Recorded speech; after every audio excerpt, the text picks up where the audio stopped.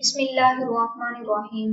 السلام علیکم ورحمۃ اللہ وبرکاتہ۔ امپروو یور فیتھ میں آپ سب کو خوش آمدید۔ آج میں آپ کو اسلام سے پہلے سرزمین عرب کی جغرافیائی حالات کے بارے میں بتاؤں گی۔ ملک عرب وہ مقدس سرزمین ہے جہاں اللہ تعالیٰ نے اپنے جلیل القدر انبیاء کو مبعوث فرمایا۔ اس کے شمالی حصے فلسطین کو پیغمبروں کی سرزمین کہا جائے تو بے جانا ہوگا، کیونکہ بنی اسرائیل کے اکثر انبیاء اسی سرزمین میں پیدا ہوئے اور حضرت عیسیٰ علیہ السلام کی پیدائش بھی یروشلم کے ایک نواحی گاؤں میں ہوئی۔ اس سرزمین کا علاقہ حجاز نبی آخر الزمان حضرت محمد صلی اللہ علیہ وسلم کا مسکن بنا۔ ان کی بعثت مکہ معظمہ میں ہوئی اور مدینہ طیبہ اس عظیم اسلامی ریاست کا مرکز بنا جہاں سے پوری دنیا میں اسلام کی روشنی پھیلی۔ گویا سرزمین عرب کرۂ ارض کا وہ اہم ترین خطہ ہے جہاں سے تہذیب و ترقی کے وہ سوتے پھوٹے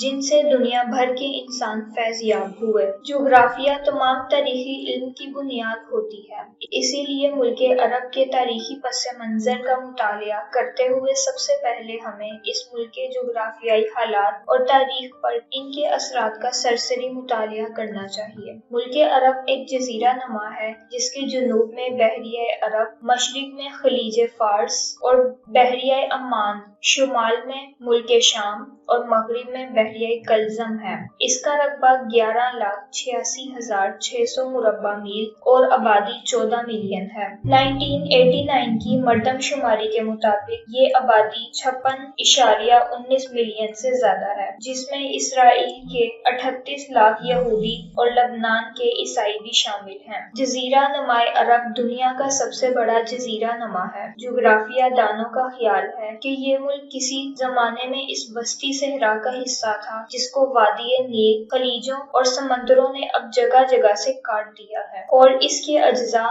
صحرائے گوبی اور ایران کے وسطی صحرا کے نام سے موسوم ہیں۔ پورا ملک بحیثیت مجموعی ایک خشک علاقہ ہے جہاں کبھی کبھار بارش یعنی مونسون کی وجہ سے زندگی ممکن ہوئی ہے۔ جزیرہ نما عرب کے جغرافیہ کے سلسلے میں النفود کا ریگستان سب سے پہلے قابل ذکر ہے، جس نے اس کو عملاً شمال سے بالکل منقطع کر دیا ہے، اسی لیے عرب اسے جزیرۃ العرب کہتے ہیں۔ اس دشوار گزار صحرا میں